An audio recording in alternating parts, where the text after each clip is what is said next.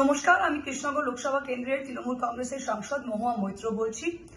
গতকাল মঙ্গলবার রাত্রির 11টা নাগাদ হঠাৎ আমাকে বহু লোক ফোন করতে আরম্ভ করে যে তারা যখন নির্বাচন কমিশনের ওয়েবসাইটে গিয়ে নিজের এপিক নাম্বার দিয়ে চেক করছে, তখন দেখা যাচ্ছে সবাই বিচারাধীন, সবাই আন্ডার অ্যাডজুডিকেশন।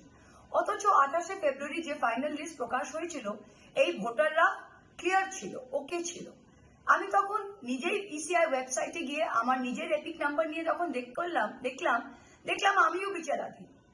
তখন এদিক ওদিক ফোন করে জানা গেল যে পশ্চিমবাংলার যে 6.5 কোটি ভোটার তালিকা প্রকাশে এসেছিল, সবগুলোই আন্ডার অ্যাডজুডিকেশন গত রাতে দেখা যাচ্ছে।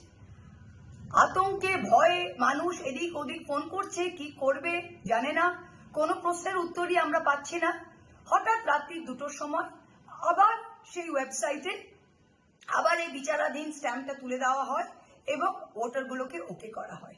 তো আমি নির্বাচন কমিশন এবং নির্বাচন কমিশনার জ্ঞানেশ কুমারকে জিজ্ঞাসা করতে চাই যে আপনারা যে এই ওয়েবসাইটটা চালাচ্ছেন, এই যে সফটওয়্যারটা ইউজ করছেন, এটা তো আমাদের টাকায়, হাজারো কোটি টাকা ট্যাক্স পেয়ারদের টাকা নিয়ে আপনারা নির্বাচন কমিশন চালাচ্ছেন, আপনারা এই সফটওয়্যারটা ইউজ করছেন। 6 মাস ধরে আপনারা একটা সফটওয়্যার ঠিক করতে পারেন না? এই টেকনিক্যাল এরারের জন্য কত মানুষ ভয়ে আতঙ্কে তাদের কি অবস্থা হয়েছে। 200-র বেশি মানুষ এসআইআর সংক্রান্তে মারা গিয়েছে। আর আপনি কি করছেন? আপনি বিহারের বিজেপির জামাই জয়ন্ত কান্ত, বিজেপি নেত্রীর হাজবেন্ড, তাকে বিহার লাগোয়া জেলা মালদায় পুলিশ অবজারভারকে করে নিয়ে এসছেন। লজ্জা করে না?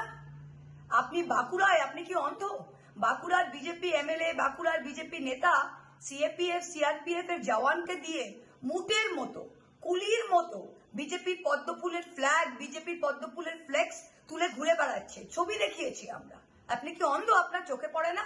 আপনি আমাদের টেক ডাউন নোটিশ পাঠাচ্ছেন। আপনারা কি আরম্ভ করেছেন? যাই করুন জ্ঞানেশ কুমার, যাই করুক বিজেপি, আর যাই করুক নির্বাচন কমিশন, ফিরবে কিন্তু তৃণমূল কংগ্রেসই। নমস্কার, দেখে রাখবেন।